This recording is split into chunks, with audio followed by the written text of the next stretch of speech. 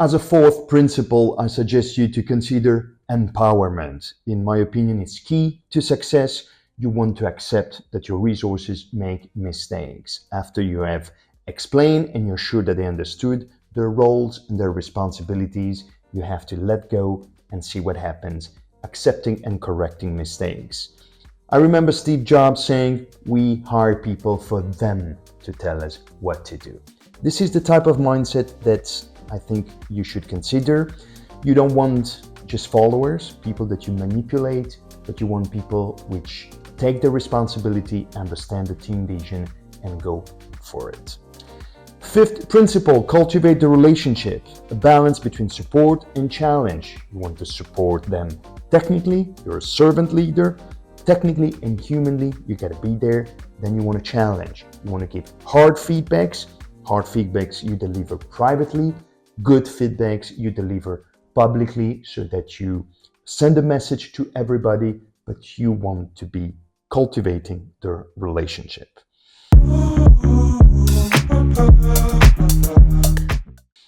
Fifth or sixth principle, I lost the count, is signing contracts. You don't want just expectations. You don't want to have expectations with your team. You want to make agreements. Agreements, for example, on goal setting.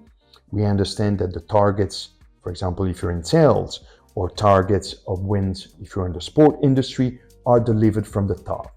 There's not much you can do. But you can discuss and agree with the resource on how to reach those targets. What are the interim, short, and long-term steps that you want to perform? You can discuss on how to build confidence and agree on this. You can draw a team manual. This is a service I sell a lot. A team manual made of vision, of values, of beliefs, and behaviors that serve this belief, which are literally signed by each member of the team. You want to sign agreements with them, not just expectations. Seventh principle, awareness. It is so important as a leader that you understand how you come across, how you are perceived. You know that there are some required. Leadership is all about behaviors. Some behaviors are more pleasant. Some behaviors are something that you do to make sure that the atmosphere and the fun is there at work. It's very important. Then there are some required tough behaviors from you because you are responsible for the performance. Then you have actual behaviors, how much you fall short of all this, and you want to understand how the team is perceiving this. And one of the best idea I can come up with, which I use all the time in my team coaching exercises, is journaling. Every week, get a leadership monitoring sheet. I can provide you with some samples.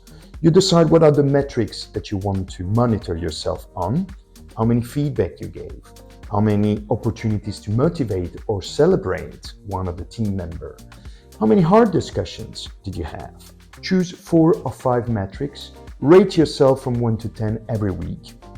Then have an open part of the sheet with lowlights and highlights, what went well and what didn't go well during the week, and what you're going to do to plan for the next week. You can also have a team monitoring sheet where you monitor their motivation, their focus, the anxiety level, maybe when you are close to the end of quarters. Generally, these are stressing moments. Even there, choose 4 to 5 metrics and rate your team. Understand if there are some triggers that help you read the team, something that went strange that week, lowlights, highlights, and how you can plan for the week after. I don't want to sound too woo-woo, but apart from journaling, having a walk in the nature, taking some time to reflect, meditation, those are all important aspects that I use myself and I suggest and foster the work onto with the people I coach, help you understand how you are behaving, what's going on inside you, and how you come across and what are the dynamics with your team. Think about it. And then, my friends, a couple of more approaches: flexibility, fun, and push.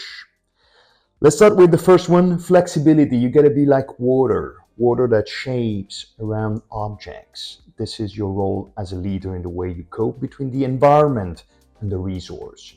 You gotta be flexible. You cannot come and impose your views. I know that you might be experienced, you might be a seasoned sports coach, entrepreneur, sales director, and you might want to impose your ways.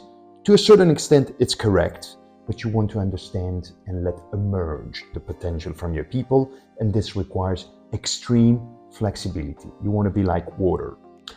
Fun.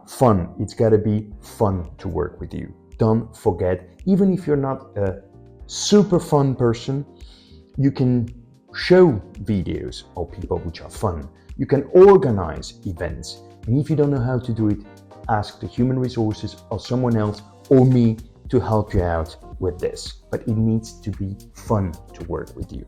It's very important because people spend 8 to 10 hours, 2/3 of their life to listen to what you're saying. Well, you better be a fun guy or a fun girl. Final approach, push. Obviously, you gotta be pushing to deliver performances. Push until a certain extent. Push until the resource will let you, until the resource can. You want to approach that boundary. At a certain point, you need to understand where to stop. But push. Make hard conversation early in the relationship. The harder they are at the beginning, the smoother and the easier it will be afterwards. Okay, ladies and gentlemen, this is the first part has ended. Watch the next videos on the resource side of the leadership and some extra and tips I want to give you. Don't forget to smile and have fun. Daje.